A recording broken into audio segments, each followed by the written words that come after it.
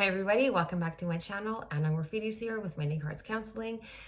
And in today's video, we're going to answer a question that has popped into my Facebook feed about emotions and how to detach yourself from emotions. So the question goes something like this. What is the best way to detach emotions and work on yourself and past issues you had when you were in a relationship with your twin flame and also while separated?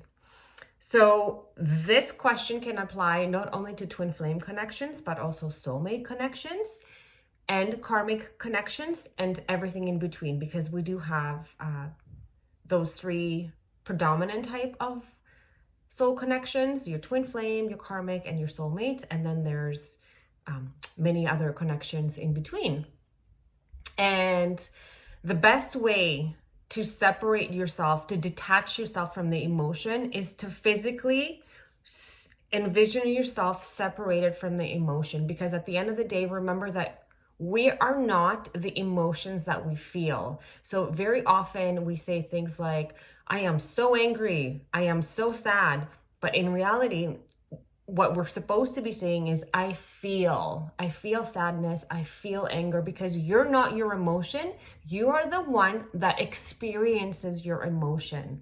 And you experience your emotions based on what you're thinking, because you have a thought, which elicits an emotion, which then will elicit a behavior. So when you watch your thoughts, you can manage your emotions, and then you can manage your behavior. So detaching yourself from the emotion is you physically see separation between, say, you and sadness, because sadness is there with you based on some thoughts that you're having on the current situation that you're in, whether you are together with your twin flame or not with your twin flame. Because if you're separated from your twin flame, you probably would have had the same thoughts while in their relationship. Because when we are separating from someone, it means that we're not fulfilled. So you're going to feel the same emotions while you're unfulfilled in the relationship, and then the same emotions while you are not in that relationship, because you're still going to be unfulfilled. But it doesn't have to be that way. You don't have to feel unfulfilled. That can be a whole separate video, because we are whole and complete all on our own. But people and situations will arise thoughts in our mind. And then based on those thoughts, then we can find out what emotion is elicited from that thought. Then we separate ourselves from that emotion, because we are not the ones, we are the ones that feel the emotion. We are not the emotion. And then we can further do the work that the emotions are a compass to. So say that you feel you have separated from your twin flame and you are super sad because the thoughts in your mind sound something like, why do my relationships always turn out this way? Why haven't I found someone who is not afraid to be with me? Why have I not found someone who doesn't feel like I am overwhelming or a lot? Once you talk about this, so say like the feeling is overwhelm, and then you write that out, right? So you're gonna pinpoint the emotion, separate yourself from the emotion, and then you're gonna write it out.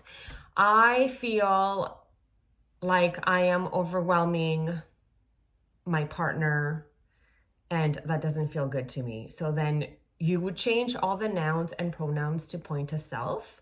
So then it would sound like, I am overwhelming myself, right? Because you're going to change all the nouns and pronouns to point to self. So no longer are you going to focus on whether or not you're overwhelming your partner.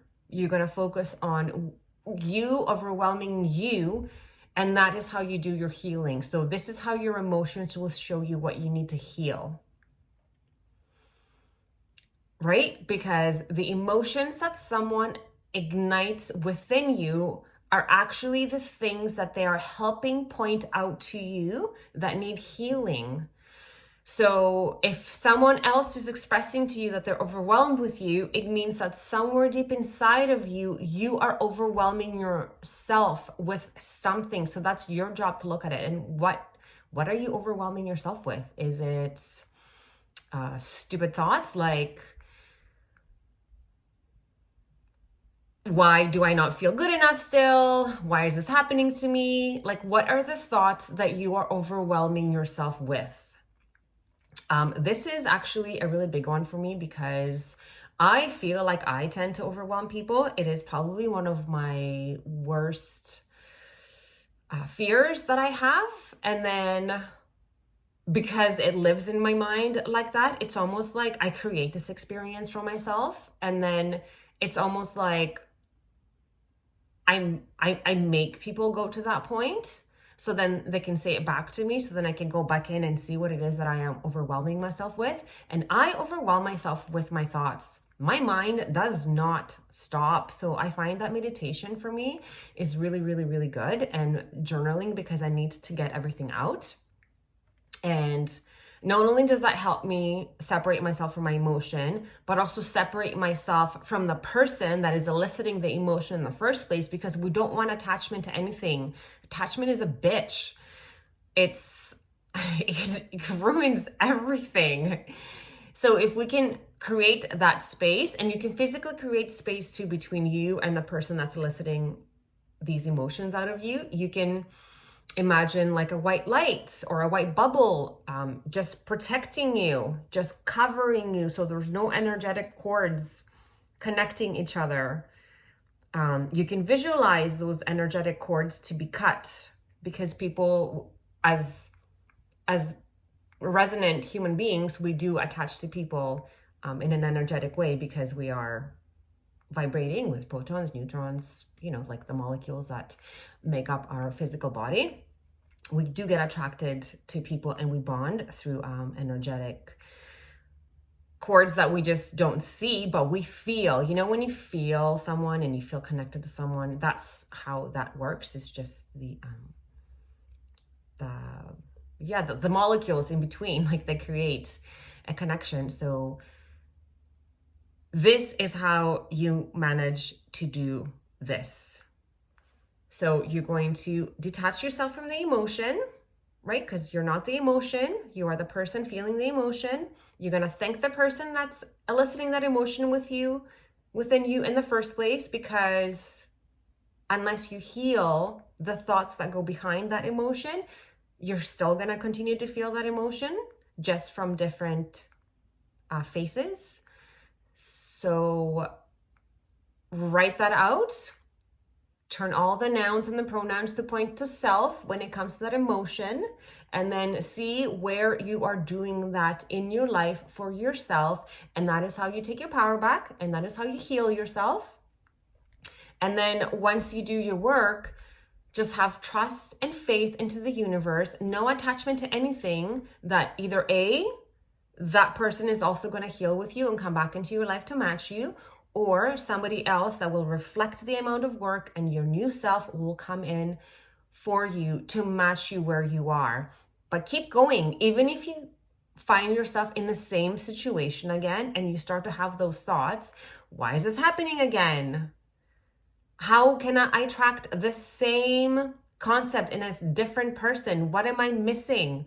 When you have these thoughts, watch the emotion that comes in, because it can be despair, it can be sadness, it can be victimhood, feeling sorry for yourself. I know these very well, but know that you can change your emotion, because you're not it. You are way more powerful than your thoughts. You are way more powerful than your thoughts, because you can choose your thoughts. You're the one that listens to your thoughts. You choose what thought you want to hold on to. Therefore, you choose what emotion you want to feel. And if you fuck up, it's okay. You can try again. Just apologize to yourself, forgive yourself, and then keep going forward. Keep healing the emotions that other people elicit within you, using them as a compass for yourself to heal what's inside yourself. I hope that the answer to this question will be helpful. If there is anything that you want to share with me about an experience maybe that you had, a journaling incident that you may had, that you wrote out your emotions and feelings and it led you to healing, I would love to hear about it. And remember that everything is happening for you, even these challenging emotions that are being elicited by other people and or situations, and especially twin flame, because that's the ultimate journey. Like, they will point out every single wound and trauma which shows up as a flaw in your adult life. They will point them all out. So buckle up, because it's a journey, but you can do it. You can do it. There's plenty of supporters out there that have wonderful tools to help with twin flames. And of course, this can also be applied to soulmates and karmics, because that mirror exercise where you take someone, a statement where you point the finger to somebody else and then you change nouns and pronouns to point to self, that's the best tool that you can have in any journey for self-awareness and self-growth and healing and taking your power back. I think I'm going to end my video here. Thanks so much again. If you like it, please do hit that like button and do subscribe if you want to see more. And if there's any other topics that you'd like for me to talk about, or maybe give my insight on, or what has been helpful for me, please don't hesitate. As always, all my information to how to contact me is in the description box below. And I am wishing you a beautiful rest of your Sunday and a wonderful week ahead.